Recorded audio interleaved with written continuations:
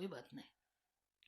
मंजिल बहुत दूर है, जाना वहाँ जरूर है, रास्ता मुश्किल है, मरना मंजूर है, मगर शेर जैसे और देश के लिए मरो, यही मैं बताती सबको। पढ़ना ये बात नहीं होती, काय के लिए पढ़ना और जिंदगी के लिए लड़ना ये सही बात होती है। हमसे न तू खाने की ना पीने की बात कर, मर्दों की तरह दुनिया में जीने की बात कर। इसका नाम जिंदगी। जिस मातृभूमि की अरे तू गोद में पला, जिसकी पवित्र धूल में घुटनों के बल चला, उसके फटे आंचल को तू सीने की बात कर, मर्दों की तरह दुनिया में जीने की बात कर।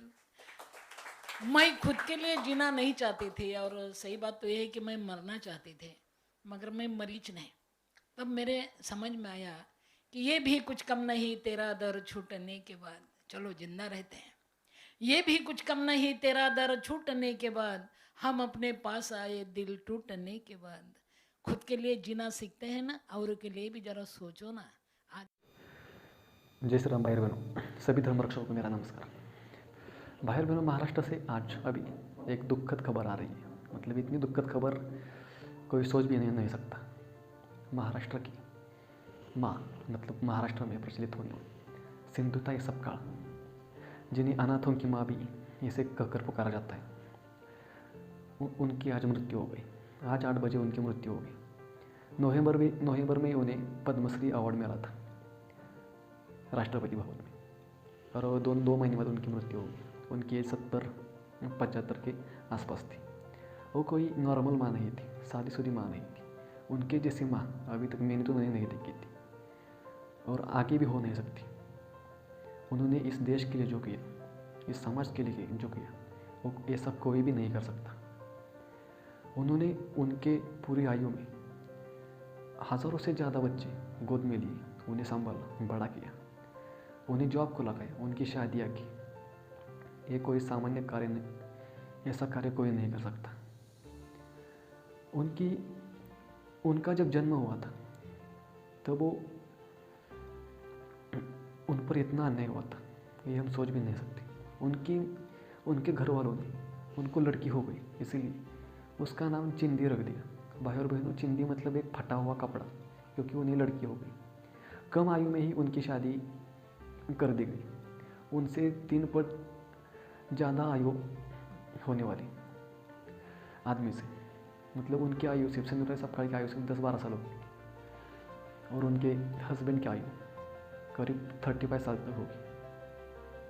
उतनी आयु में उनकी शादी हो गई, और उस 10-12 साल में शादी होने के बाद पर भी उनके पति ने उन पर अत्याचार, अन्याय कोई सोच भी नहीं सकता।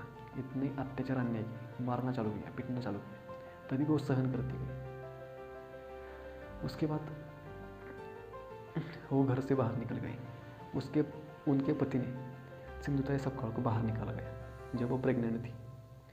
सिंधुताई सपकाळ प्रेग्नेंट थी, रास्तों से घूम रही थी। मन में आत्महत्या का ख्याल आ गया, अब सुसाइड करना, यही उनके सामने उन्हें एक सॉल्यूशन दिख रहा था। उनकी प्रेगनेंसी एक गौशाला में हो गई। गौशाला में कोई नहीं था, 2 गाय, 2 गौमाता गौशाले में था।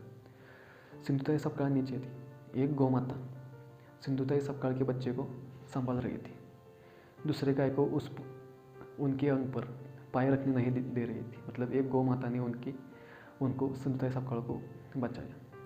सिंधुताई सपकाळ गौमाता को अपनी माता मानती है, इतना आप देख सकते हैं। उनके मन में आत्महत्या ख्याल आ गया, वो रेलवे की पटरी पर आत्महत्या करने के लिए निकल गई। लेकिन रास्ते में एक उन्हें भिखारी मिला। भिखारी मर रहा था, उसे खाना भी नहीं खाने आ रहा था। भिखारी पानी पी रहा था। उसके बगल में एक रोटी का टुकड़ा था। सिंधुताई सपकाळ ने वो देखा, भिखारी मर रहा था, सिर्फ पानी पी रहा था, लेकिन उसे हाथ उठाकर टुकड़ा भी नहीं खाने आ रहा था रोटी का। सिंधुताई सपकाळ ने उसे रोटी खिला दी, और वो भिखारी मर नहीं गया, वो अच्छा हो गया, उसकी लाइफ उसे वापस मिल गई। तब से सिंधुताई सपकाळ ने ये ठान लिया, अब मरेंगे नहीं, अब जो मर रहे हैं उनको बचाएंगे। तब से सिंधुताई सपकाल ने गरीब बच्चों को गोद में लेने का कार्य शुरू किया और उनकी 1000-1500 से भी ज़्यादा बच्चों को उन्होंने गोद में लिया। बच्चे गोद लेते समय उन्होंने अपनी बच्ची को अपने पास नहीं रखा, उन्होंने अपनी बच्ची को पुणे के दगड़ूशेठ हलवाई मंदिर में दान किया, क्योंकि उन्हें वो 1000-1500 बच्चे पालने थे, उन पर अन्याय ना हो, क्योंकि वो भी एक माता थी। उनको ऐसा लगता था अगर मेरी बच्ची मेरे पास रहेगी तो मैं उसको ज़्यादा प्यार करूँ, उसे इसलिए उन्होंने अपने बच्चे को दान किया। इतने बड़े मेले में, छोटे मेले में गए थे। ये बात है कि गौ रक्षा, मातृभूमि, मातृ रक्षा, बात यह है कि मैं माँ थी, मेरी बेटी में, और आपको बता दी कि मेरी बेटी मैं साथ रखती ना तो दूसरों बेटे के माँ बनते समय मेरे को, मैं गलती कर सकती, क्योंकि मेरा कलीजा माँ का था। मेरे को ऐसा लगता था कि सिंधुताई तो तेरे बच्चों को ज़्यादा खिलाएंगे और संभाले हुए बच्चों को पानी पिला के सुलाऊंगे, ये गलती माँ कर सकती है। इसलिए मैंने मेरे खुद की बच्ची को पूना के दगड़ूशेठ हलवाई गणपति ट्रस्ट को दे दिया और दूसरों को बच्चा उठाया, फिर मैं 1000 बच्चे की माँ बन गई। अभी मेरे को थोड़ा डर लग रहा था कि मेरे को पूछेंगे मेरे बच्चे की माँ, अभी तो मेरी बच्चे डबल ग्रेजुएशन हो गई, मेरे बच्चे कभी मेरे को पूछेंगे कि माँ मेरी माँ कहाँ है, मेरी माँ कहाँ है, सगी माँ कहाँ है। मेरे को थोड़ा डर लगता था। फिर भी कल मेरे बच्चे को पत्रकार ने पूछा कि ममता तेरे को क्या बनना है, मेरे बच्चे ने, मैं वो पत्रकार को बताया कि मेरे को मेरे माँ की माँ बनना है, बस मेरे को मेरे माँ की माँ बनना। और अपना कार्य शुरू किया। ये कार्य छोटा नहीं था भाई लोग, ऐसा कोई भी नहीं कर सकते, इतना अन्याय उन पर हुआ था, तभी भी उन्होंने इस देश के लिए जो किया वो कोई सोच भी नहीं सकता। आज ऐसी दुखद खबर आई, पूरे महाराष्ट्र आज उससे हिल गया, पूरा देश आज उससे हिल गया है। पूरे विश्व में उनको 600 से भी ज़्यादा अवार्ड मिले थे। अभी पिछले महीने पद्मश्री मिला था और 2 महीने बाद अब उनकी डेथ हो गई। ये बहुत बड़ी न्यूज़ है।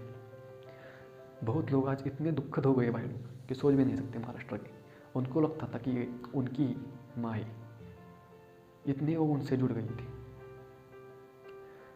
उनके कुछ वीडियो में यहाँ पर डालता हूँ, कुछ लिंक्स में डिस्क्रिप्शन में डालता हूँ, आप वो जाकर देखिए, उनके बारे में जानिए।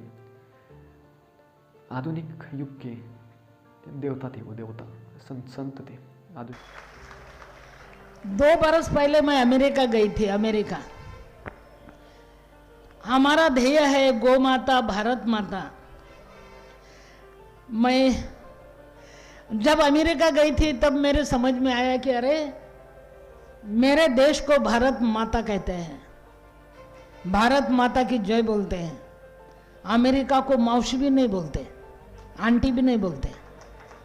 यानी जिस देश को भारत माता बोलते हैं वो देश की माता कभी थकना नहीं चाहिए, वो देश की माता दुबड़ी नहीं होना चाहिए, वो देश की माता बैठना नहीं चाहिए, उसको खड़े होना चाहिए। माता थक गई तो देश थक जाएगा रे बाबा। इसलिए मेरे को माता बनना पड़ा। अनाथ बच्चे की माता बन गई मैं और उसको मैंने माँ दिया और मेरा दुख हल्का हो गया।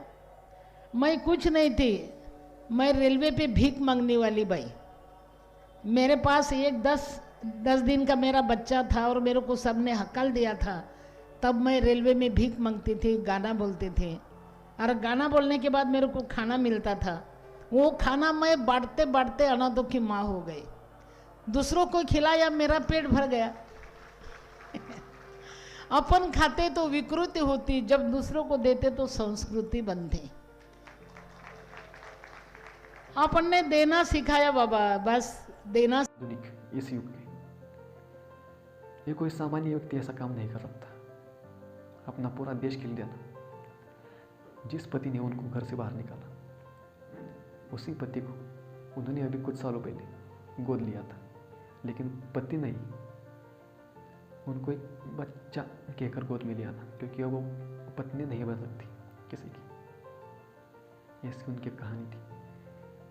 ये कोई मामूली व्यक्ति नहीं थी, हो भी नहीं सकती, और ऐसी व्यक्ति आने वाले समय में भी नहीं हो सकती, अकल्पनीय। चलिए भाई लोग, आज बस इतना ही। बहुत दुखद खबर है। रात की 10 बजे चलिए मिलते हैं अगली वीडियो में, धन्यवाद।